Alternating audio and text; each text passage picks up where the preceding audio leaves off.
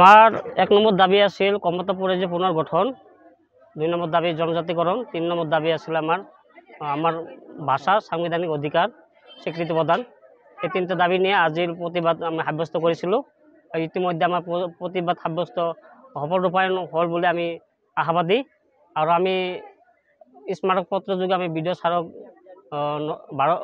ভারতের রাষ্ট্রপতিক আর প্রধানমন্ত্রী আর গৃহমন্ত্রীক আমি স্মারক প্রদান কৰিছোঁ আৰ প্ৰদান কৰি এতে আমি আকৌ মেইন কাৰ্যসূচীলৈ যাম। কাৰ্যসূচী তাতে আৰু অলপ সময় কাৰ্যসূচী ৰূপায়ণ কৰি আজিৰ কাৰ্যসূচী সমাপ্ত কৰিম। সময়ত আমি বিক্ষোভ আন্দোলন আৰু গঢ়ি তুলিম আৰু 26ত আমি গণতান্ত্ৰিক আন্দোলন গঢ়ি তুলিম আৰু চৰকাৰৰ উচিত প্ৰত্যুত্তৰ দিম।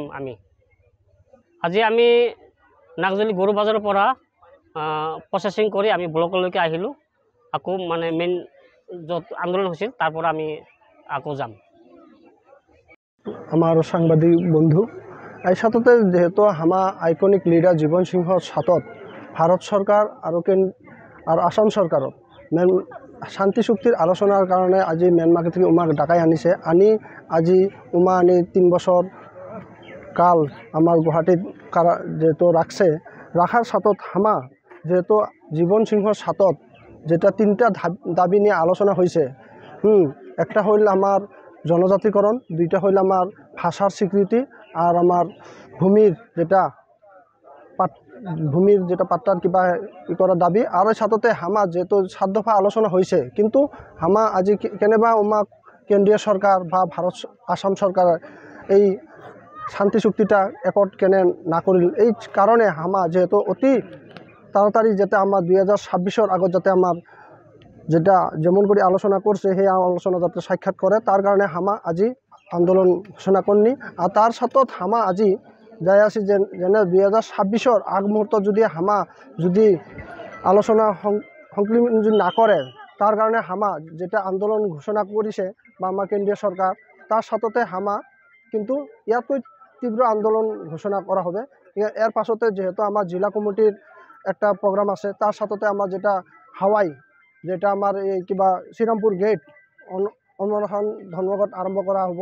আর এই কারণে আমার যেটা দাবির স্বার্থ যেহেতু কেন্দ্রীয় সরকার ডাকাই আনছে, উমায় যদি 26-এর আগত যদি আন্দোলন না করে, তার কারণে যদি আমার যেটা আন্দোলন এটার দায় হবে ভারত সরকার আর আসাম সরকার।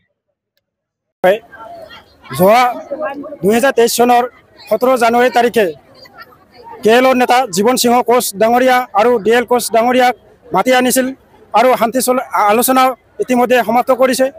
শান্তি আলোচনা সমাপ্ত কৰাৰ পাছতো যে পিজেকত যেটো চুক্তি স্বাক্ষৰ কৰাত চৰকাৰে দেৰি কৰি আছে, যে আজি সশস্ত্ৰ সংগ্ৰামী নেতাসকলক মাতি আনি যে আলোচনাৰ নামত আলোচনা কৰি ৰাখিলেই নহ'ব, আমাক নেতাসকলক উলিয়াই দিব লাগিব শান্তি চুক্তিৰ জৰিয়তে। আৰু কমতাপুৰ ৰাজ্য বা পুনৰ গঠন আৰু কোচ ৰাজবংশীসকলক জনজাতিকৰণ মৰ্যাদা প্ৰদান কৰিব লাগিব আৰু কোচ ৰাজবংশী ভাষাক ভাৰতীয় 8ম অনুসূচীত স্বীকৃতি প্ৰদান কৰিব লাগিব।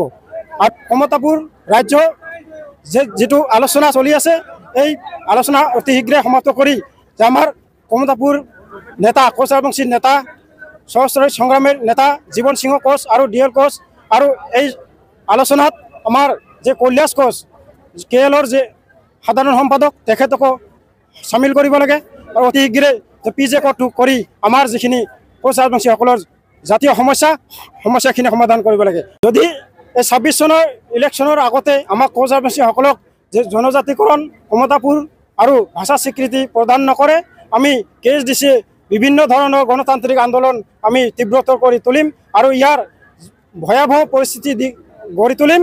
আৰু ইয়াৰ পৰিস্থিতিৰ যে ফল হ'ব, ফলশ্ৰুতি যি ক্ষয়ক্ষতি হ'ব, এই ক্ষয়ক্ষতিৰ সম্পূৰ্ণ দায়ী হ'ব ভাৰত চৰকাৰ আৰু অসম চৰকাৰ। আমি ক'ব খোজো আমাৰ যেটো KSDC যেটো আমি সংগঠন আমি লাগি আছো, এটা আমাক হ'ব লাগে।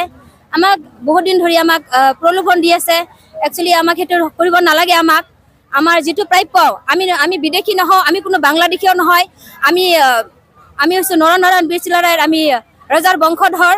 আমি যেটো মানে অধিকাৰ, সেই অধিকাৰটো আমাক লাগে। আমাক যি জ্বলিছে যি জুই জ্বলিছে সেই জুই জ্বলিব আৰু আগন্তলৈকে আৰু জ্বলি থাকিব, সেইটোৱে আশা কৰোঁ। আমাক ST লাগে বা আমি সেইটোৱে কামনা কৰোঁ। আমি আমাৰ যি কৰিব লাগে আমি কৰিম আৰু আমি যিমান দূৰ আগবাঢ়িব পাৰিম, আগবাঢ়ি যাব পাৰোঁ, আমি যাম। আৰু যদি জনজাতিকৰণ নকৰে, তেনেহ'লে আমি ইয়াতকৈ কঠোৰতকৈ কঠোৰ আমি আইন ব্যৱস্থা কৰিম আৰু আমি যিমানখিনি পাৰোঁ আমি সকলোৱে ৰাজবংশী মিলি একগোট হৈ আমি আগুৱাই যাম। আৰু পাৰিলে আমি কনকলতাৰ দৰে হাতৰ অস্ত্ৰ ল'বলৈ বাধ্য হ'ম।